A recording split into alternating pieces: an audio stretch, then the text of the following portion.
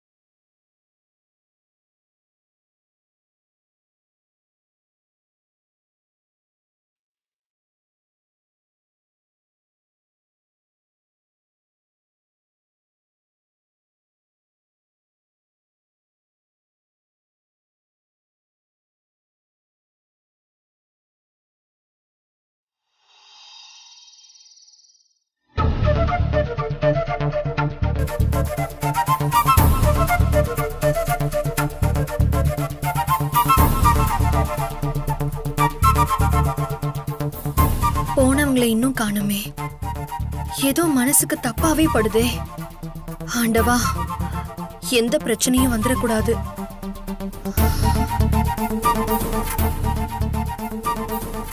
Mummy mummy, ஏன் டென்ஷனா இருக்கீங்க? உங்களதான் மம்மி, ஏன் டென்ஷனா இருக்கீங்க? அதெல்லாம் ஒண்ணும் இல்ல. சரி, விளையாடினது போதும், நீ படு. இன்னும் கொஞ்ச நேரம் மம்மி. விக்ரம், நாளைக்கு ஸ்கூல் இருக்குல்ல, லேட் ஆகுது. நீ முதல்ல தூங்கு.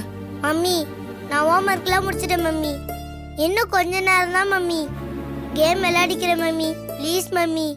அதெல்லாம் முடியாது. நீ முதல்ல போனை கொடு. படு, படுத்து தூங்கு. தூங்குடா.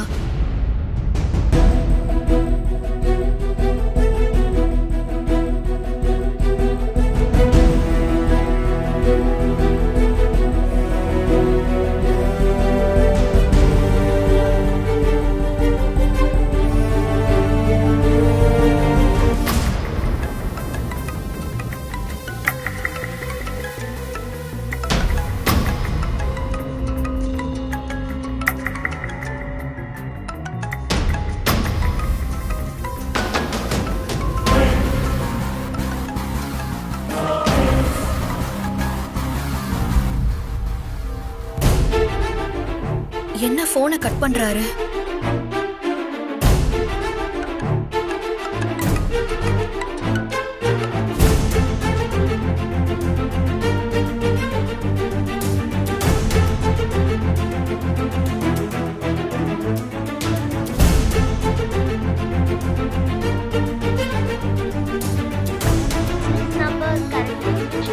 ஸ்விட்ச் ஆஃபா?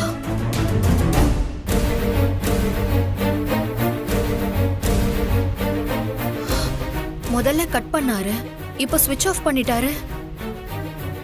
ஐயோ, அங்க என்ன நடக்குதுன்னு ஒண்ணும் புரியலையே. இப்ப என்ன பண்றது? சரி, தேனிக்கு கால் பண்ணி பாப்போம்.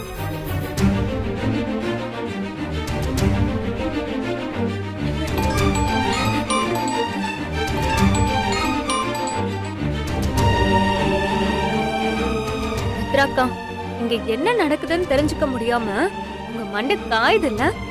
சஸ்பென்ஸோடயே இருங்க.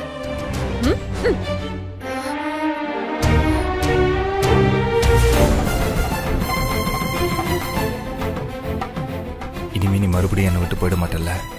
கண்டிப்பா உங்களை விட்டு போக மாட்டேன் சூப்பர்மேன்.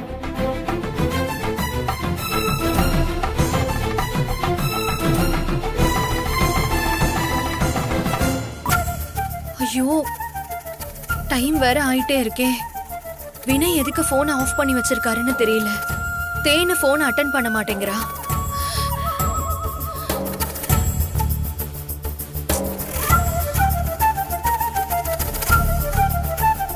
மணி 10:30 மேல ஆகுது. இன்னுமா பார்ட்டி நடக்குது? இது சரியில்லையே.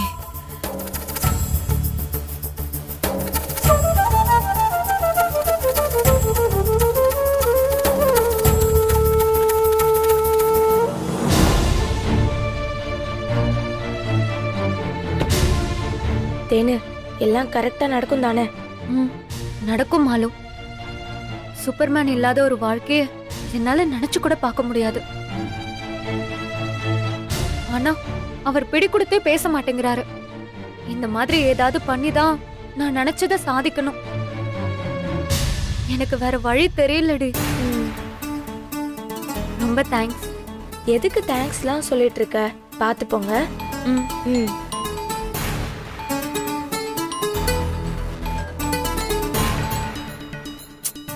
ம். இவங்க வேற. ம். சரிடி, நான் கிளம்புறேன். ஓகே தேனு, போயிட்டு வா. சாரி சூப்பர்மேன், ஆனா எனக்கு இதை விட்ட வேற வழி தெரியல.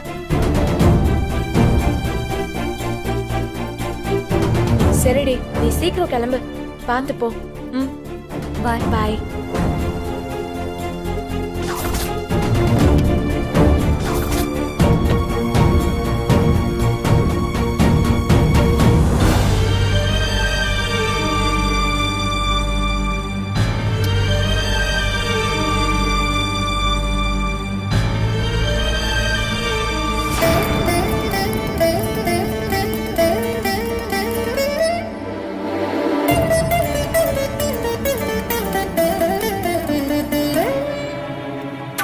மணி 11 ஆக போது.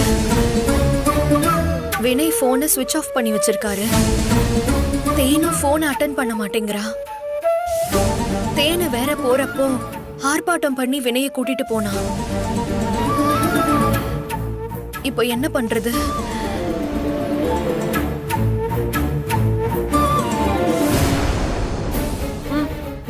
பாய்.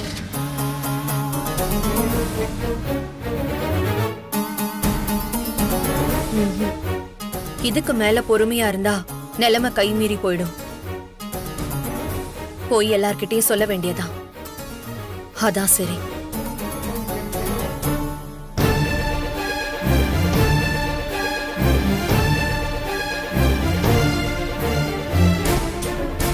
கார்த்திக் சார், கார்த்திக் சார், அம்மா, அம்மா, கார்த்திக் சார். இதோ வர. ஏன் கத்துறீங்க மித்ரா? என்னாச்சு? ஏதாவது பிரச்சனையா? சார், ஆமா சார். பார்ட்டிக்கு போன தேனு இன்னும் வரல. எனக்கு என்னமோ பயமா இருக்கு சார். இவ்வளவுதானா? நான் வேற ஏதோ என்னவோன்னு பயந்துட்டேன். என்ன மித்ரா நீங்க? ஒரு ஃபங்க்ஷன் போனா முன்ன பின்ன இருக்க தானே செய்யும். அதுவும் இல்லாம போறப்ப 10:30 மணிக்கு வரேன்னு சொல்லிட்டு தானே போனா. இதுக்கு போய் டென்ஷன் ஆயிட்டு இருக்கீங்க. விடுங்க மித்ரா. ஆமா மாப்ள, நான் கூட இவ போட்ட சத்தத்துல யாருக்கும் என்னமோ ஆயிடுச்சுன்னு பதறி போய் எந்திரிச்சுல ஓடி வரேன். எல்லாரும் நல்ல தூக்கத்துல இருக்கும்போது இப்படி அடி கூப்பாடு போடுவ நீ? அம்மா சொன்னா கேளுங்க. எனக்கு என்னமோ தப்பா படுது. பார்ட்டிக்கு போனவங்க இன்னும் வரலன்னு நான் தேன்மொழிக்கு ஃபோன் பண்ணேன். அவ போனை எடுக்கல. வினய்க்கு ஃபோன் பண்ணா அவர் போன் ஸ்விட்ச் ஆஃப்னு வருது. சார், எனக்கு என்னமோ பயமா இருக்கு சார். ஐயே, ச்சே. தேனுக்கு சொந்தக்காரங்க நாங்களே இங்க சும்மா இருக்கோம். நீ ஆஃப்டர் ஆல் ஒரு வேலைக்காரி தானே. எங்களுக்கு இல்லாத அக்கறை உனக்கு என்னன்னு கேக்குற?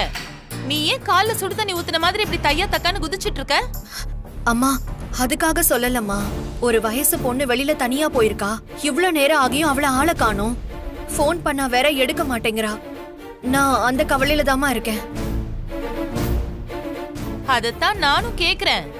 எங்களுக்கு இல்லாத அக்கறை உனக்கு என்னங்கற? நீ இப்படி எல்லாம் பேசினா அண்ணி மனசுல இடம் பிடிச்சிடலான்னு பாக்குறியா? என்னாகு, நீ மித்ராவை சந்தேகப்படுறதுல என்ன நியாயம் இருக்கு சொல்லு? அப்படி பார்த்தா அவளுக்கு இருக்கிற பதட்டமும் டென்ஷனும் நமக்கு தான் இருக்கணும். அவ நம்ம கிட்ட சொல்லிட்டு இங்க இருந்து கிளம்பும் போது ஆளாளுக்கு 1008 சொல்லி அவ கூட துணைக்கு போறத பத்தி பேசிக்கிட்டு இருந்தோம். மித்ராவும் அதே நினைப்புல தான் இருந்திருப்பா. அதனாலதான் அவ பயப்படுறா. கார்த்திக், நீ எதுக்கு ஒரு போன் பண்ணி பாருப்பா.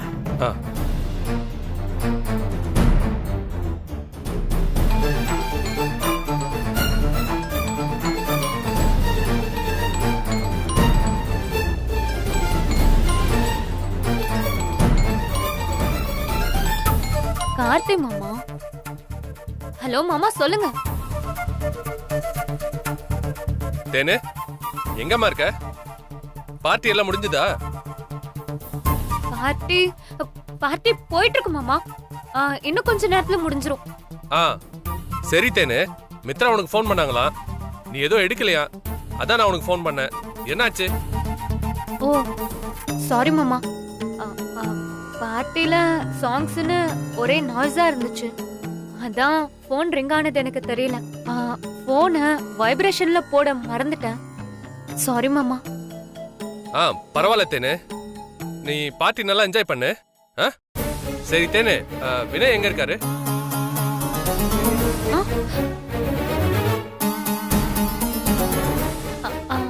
அவரு வெளியே கார் பார்க்கிங்ல இருக்காரு மாமா. அவரோட போன் சுவிட்ச் ஆஃப்ல இருக்காம என்னாச்சு? யாரு மித்ராக்கா சொன்னாங்களா? ஆமா தேனு, அவங்க வினய்க்கு ஃபோன் பண்ணி பார்த்திருக்காங்க, சுவிட்ச் ஆஃப்னு வந்திருக்கு, அதான் கேட்டேன். நினைச்சேன் கழட்டி விட்டு வந்த பிறகும் கழுகு மாதிரி நாங்க என்ன பண்ணிட்டு இருப்போம் ஏது பண்ணிட்டு இருப்போம்னு அந்த நினைப்பிலேயே இருப்பாங்க போல இருக்கு. ஹலோ தேனு. ஹலோ, கேக்குது மாமா. நீங்க மித்ராக்கா சொல்றதெல்லாம் பெருசாவே ஏத்துக்காதீங்க, அவங்களுக்கு வேற வேலையே இல்ல. எப்ப பார்த்தாலும் நான் என்ன பண்றேன் ஏது பண்றேன்னு செக் பண்றதுலயே குறியா இருக்காங்க. Over performance. வினய் போன் ஸ்விட்ச் ஆஃப் ஆயிருக்குன்னா சார்ஜ் இல்லாம கூட ஸ்விட்ச் ஆஃப் ஆயிருக்கலாம்ல. இதுக்கு எதுக்கு அவங்க டென்ஷன் ஆகணும்? அதுவும் இல்லாம உங்களை டென்ஷன் பண்ணிருக்காங்க. சரி தேனு, ஓகே. நீ சீக்கிரமா பார்ட்டி முடிச்சிட்டு சேஃபா வீட்டுக்கு வந்துரு.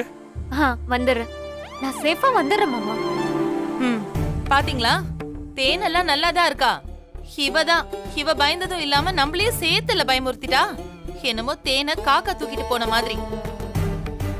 சரி, இதுதான் சாக்குன்னு சொல்லிட்டு நீ அவளையே சும்மா திட்டிட்டு இருக்காத. அவ பயந்ததுனால தானே நாமளும் ஃபோன் பண்ணோம், அதுவும் நல்லதுக்கு தான். அதான் வினய் கூட இருக்காருல்ல. மித்ரா, நீ போய் படுமா, போம்மா. வாங்க போவோம், வாங்க போலாம். போடி, போய் தூங்குங்க மித்ரா.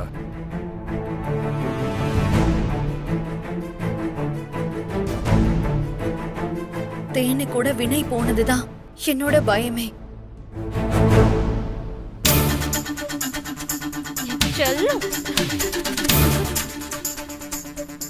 சூப்பர்மேன், இதெல்லாம் கொஞ்ச நாளைக்கு தான். யாரு என்ன சொன்னாலும் நீங்களே என்ன வேண்டான்னு மறுத்தாலும் உங்களை என்னால விட்டு கொடுக்க முடியாது. சூப்பர்மேன், இப்பவும் இது சரியா தப்பாலாம் எனக்கு தெரியல, ஆனா எப்படியாவது தகுடு தத்தம் பண்ணியாவது உங்க கூட சேராம நான் விட மாட்டேன். எனக்கு நீங்க வேணும், அவ்வளவுதான். கொஞ்சம் அட்ஜஸ்ட் பண்ணிக்கோங்க. நான் ரொம்ப நல்ல பொண்ணுதான் சூப்பர்மேன். ஏன் தான் நீங்க இந்த மாதிரி கேடி வேலை பண்ண வைக்கிறீங்களோ?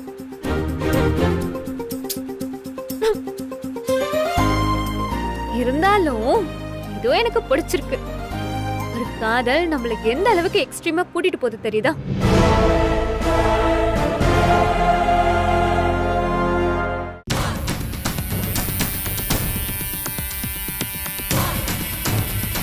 நேரம் ஆக ஆக மித்ரா கரெக்டா மூக்குல வேர்த்த மாதிரி யோசிக்க ஆரம்பிச்சிட்டா. இது வரைக்கும் நாம போட்ட மாதிரி பிளான் கரெக்டா போயிட்டு இருக்கு. இதை இன்னும் கொஞ்ச நேரத்துக்கு சொதப்பாம கொண்டு போயிடணும். சரி, தேன் என்ன பண்ணிட்டு இருப்பா?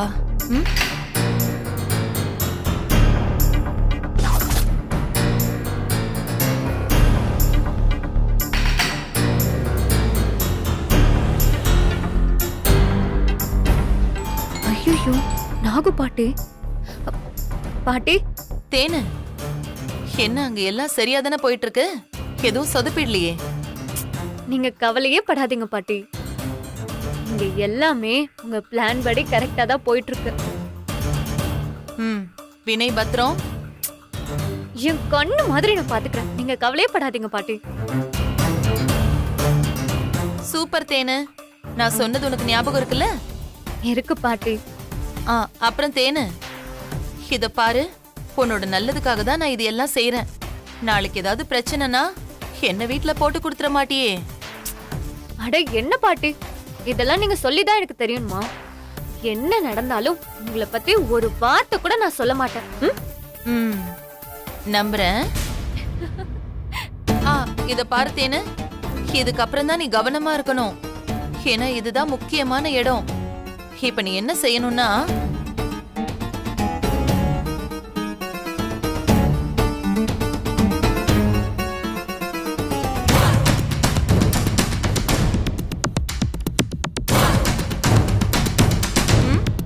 நான் சொன்னதெல்லாம் உனக்கு ஞாபகம் இருக்குல்ல? ம் இருக்கு பாட்டி. ரைட்டு. இங்க பாரு, இதுக்கப்புறம் யார் உனக்கு ஃபோன் பண்ணாலும் நீ ஃபோன் எடுக்கவே கூடாது. நான் எப்போ உன்னை ஃபோனை ஸ்விட்ச் ஆஃப் பண்ண சொல்றேனோ அப்பவே நீ ஸ்விட்ச் ஆஃப் பண்ணிரணும். சரியா? சரி பாட்டி, நீங்க சொன்னபடியே நான் செய்றேன். சரிடி. உன் வாழ்க்கை இப்போ உன் கையில. நான் சொன்ன மாதிரி எல்லாத்தையும் பண்ணிடு. அப்புறம் உன்னோட புது வாழ்க்கைக்கு என்னோட வாழ்த்துக்கள். தேங்க்ஸ் பாட்டி.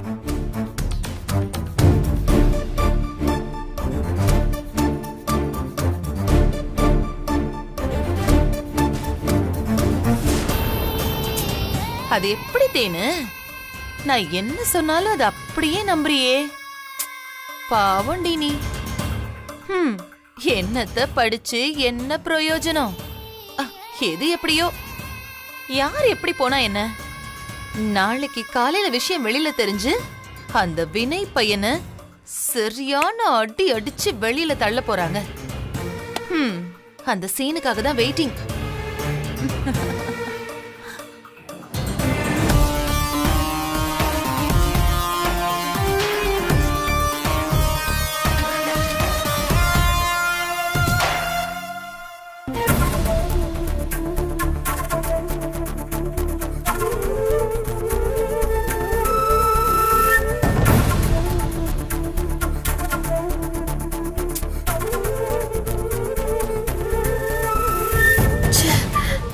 நான் ஏன் இப்படி இருக்கேன்? கார்த்திக் சார் காந்திமதி அம்மா மாதிரி நானும் டென்ஷன் இல்லாம இருக்கலாம்ல.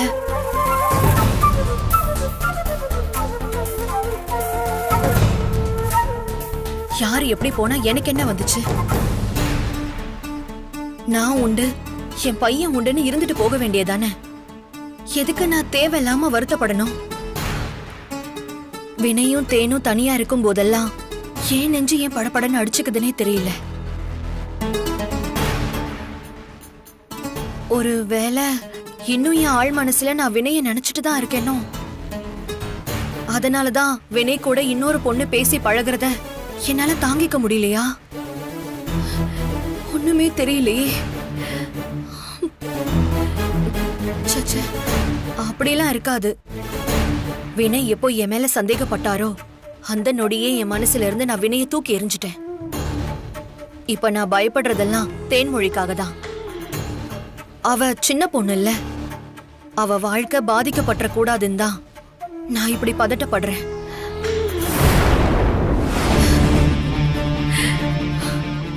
மித்ரா,